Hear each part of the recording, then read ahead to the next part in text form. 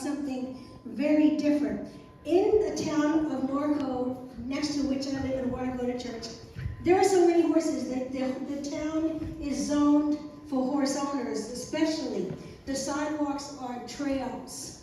There are sidewalks and there's trails. And the street lights are set up high, so you can push a button across the street if you're riding a horse. And the stores have corrals in front of them for the horses. Disneyland keeps all their horses, and that town is very famous. Anyway, people who love their horses wanted to remember the horses, and this young lady is holding, could you hold it up? That is a tooth of a horse, and you've seen horses' teeth.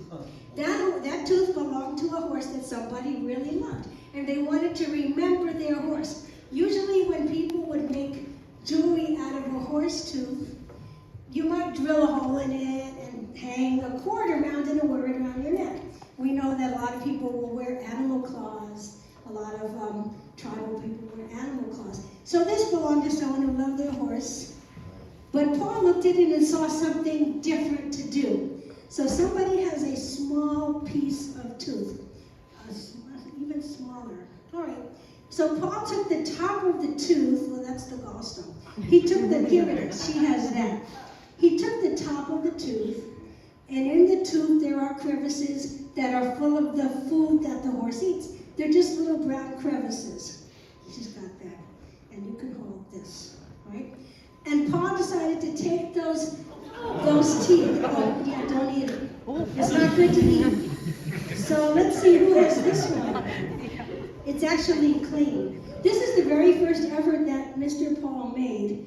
There is a horse tooth in there, and it has been polished, and you can see the little cracks. This is the top of the tooth. And he set it in a little bit of brass. It was an experiment, but people really liked it. This belonged to a horse that somebody likes. All right, don't you? All right, maybe he won't eat that one.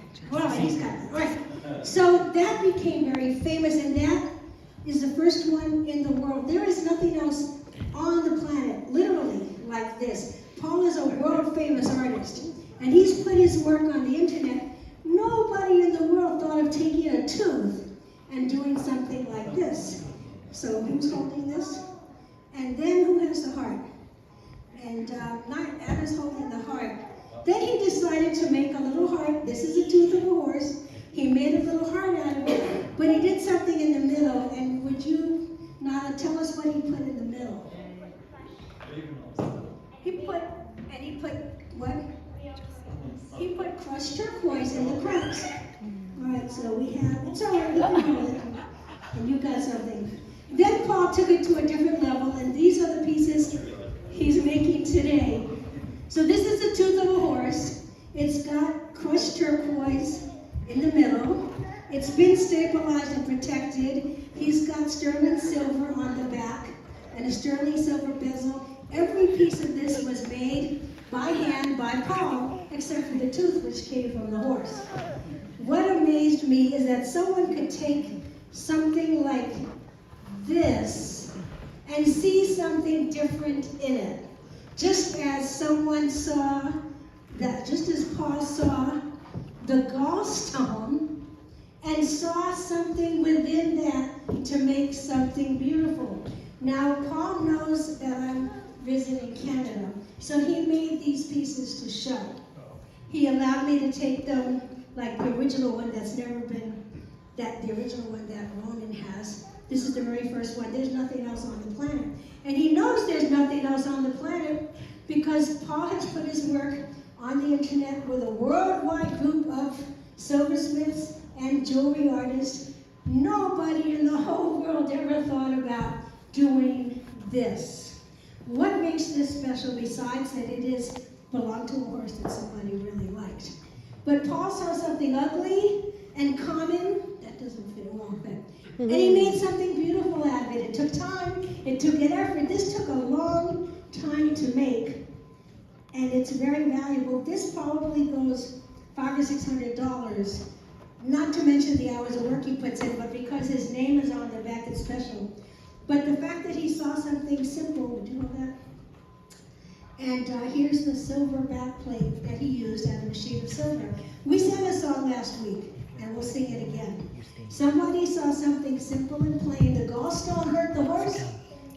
God has made something beautiful out of it. The horse tooth is simple and common, but an artist knew what to do and made something of almost priceless value because of what it is. So the song we sang last week is beautiful, beautiful, Jesus is beautiful, and Jesus makes beautiful things of my life, carefully touching me, causing my eyes to see that Jesus makes beautiful things of my life.